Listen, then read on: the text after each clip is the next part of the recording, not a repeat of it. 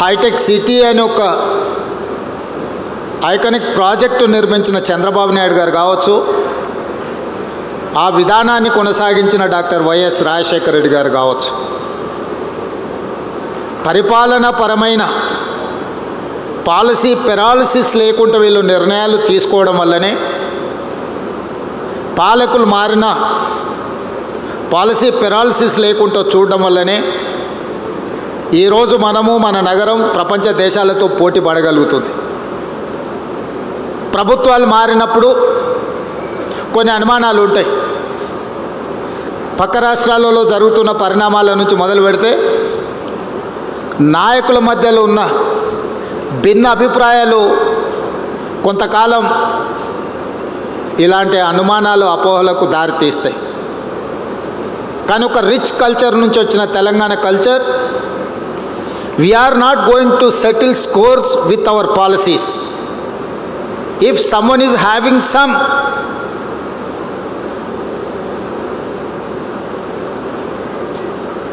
objection, ఈరోజు ఆనాడు చంద్రబాబు నాయుడు గారు హైటెక్ సిటీ, ఐటీ కంపెనీలతో పాటు ఔటర్ రింగ్ రోడ్, అంతర్జాతీయ ఎయిర్పోర్ట్ లాంటివి తీసుకురాకపోయి ఉంటే, ఈ ట్రంక్ ఇన్ఫ్రాస్ట్రక్చర్ డెవలప్ చేయకపోయి ఉంటే ఈరోజు ఇంత గొప్ప ప్రాపర్టీ షో మీరు చేసుకునే వాళ్ళ.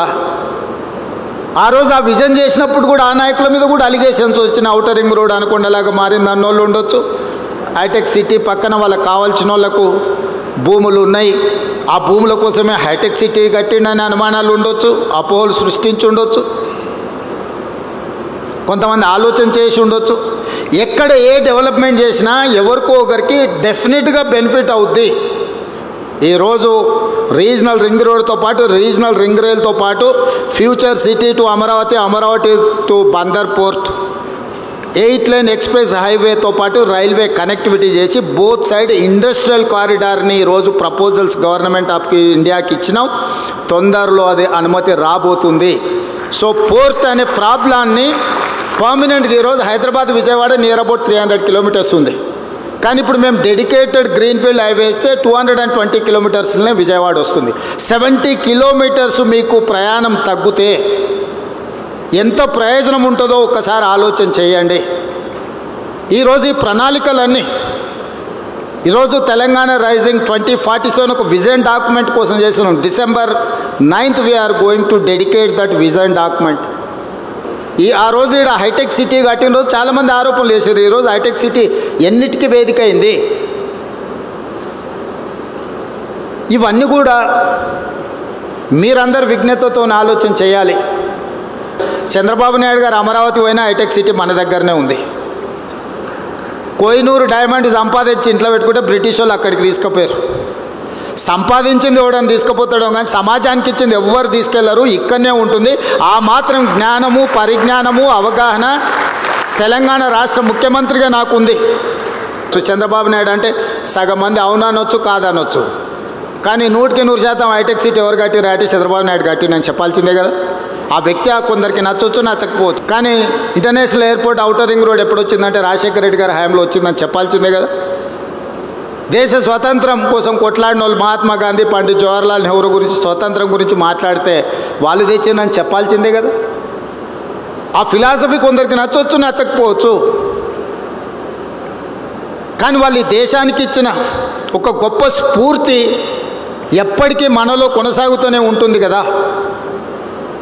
ఈరోజు తెలంగాణ కూడా ఓ యంగెస్ట్ చీఫ్ మినిస్టర్గా, ఒక అగ్రికల్చర్ ఫ్యామిలీ నుంచి, రూరల్ బ్యాక్గ్రౌండ్ నుంచి వచ్చిన నాకు పెద్ద పెద్ద ఇంగ్లీష్ చదువులు చదువుకోకపోవచ్చు, కానీ నాకు కామన్ సెన్స్ ఉంది. హైటెక్ సిటీ అని ఒక ఐకానిక్ ప్రాజెక్టు నిర్మించిన చంద్రబాబు నాయుడు గారు కావచ్చు, ఆ విధానాన్ని కొనసాగించిన డాక్టర్ వైఎస్ రాజశేఖర రెడ్డి గారు కావచ్చు, పరిపాలనా పరమైన పాలసీ పెరాలసిస్ లేకుండా వీళ్ళు నిర్ణయాలు తీసుకోవడం వల్లనే, పాలకులు మారిన పాలసీ పెరాలసిస్ లేకుండా చూడడం వల్లనే ఈరోజు మనము మన నగరం ప్రపంచ దేశాలతో పోటీ పడగలుగుతుంది. ప్రభుత్వాలు మారినప్పుడు కొన్ని అనుమానాలు ఉంటాయి. పక్క రాష్ట్రాలలో జరుగుతున్న పరిణామాల నుంచి మొదలు పెడితే నాయకుల మధ్యలో ఉన్న భిన్న అభిప్రాయాలు కొంతకాలం ఇలాంటి అనుమానాలు అపోహలకు దారితీస్తాయి. కానీ ఒక రిచ్ కల్చర్ నుంచి వచ్చిన Telangana culture, we are not going to settle scores with our policies. If someone is having some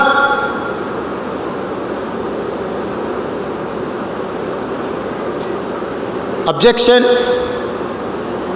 ఈరోజు ఆనాడు చంద్రబాబు నాయుడు గారు హైటెక్ సిటీ, ఐటీ కంపెనీలతో పాటు ఔటర్ రింగ్ రోడ్, అంతర్జాతీయ ఎయిర్పోర్ట్ లాంటివి తీసుకురాకపోయి ఉంటే, ఈ ట్రంక్ ఇన్ఫ్రాస్ట్రక్చర్ డెవలప్ చేయకపోయి ఉంటే ఈరోజు ఇంత గొప్ప ప్రాపర్టీ షో మీరు చేసుకునే వాళ్ళ.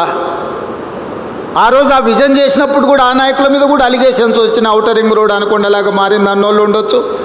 హైటెక్ సిటీ పక్కన వాళ్ళకి కావాల్సిన వాళ్ళకు భూములు ఉన్నాయి, ఆ భూముల కోసమే హైటెక్ సిటీ కట్టిండని అనుమానాలు ఉండొచ్చు, అపోహలు సృష్టించి ఉండొచ్చు, కొంతమంది ఆలోచన చేసి ఉండొచ్చు.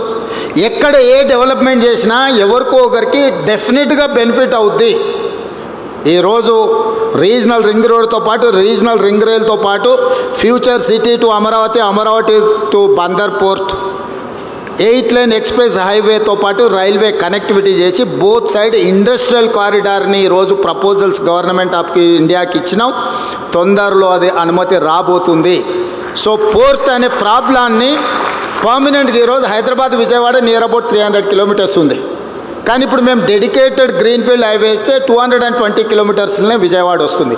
70 కిలోమీటర్స్ మీకు ప్రయాణం తగ్గితే ఎంత ప్రయోజనం ఉంటుందో ఒక్కసారి ఆలోచన చేయండి. ఈరోజు ఈ ప్రణాళికలన్నీ, ఈరోజు తెలంగాణ రైజింగ్ 2047 ఒక విజన్ డాక్యుమెంట్ కోసం చేస్తున్నాం. December 9th we are going to dedicate that vision document. ఆ రోజు ఇక్కడ హైటెక్ సిటీ కట్టిన రోజు చాలామంది ఆరోపణలు చేశారు. ఈరోజు హైటెక్ సిటీ ఎన్నిటికీ వేదిక అయింది.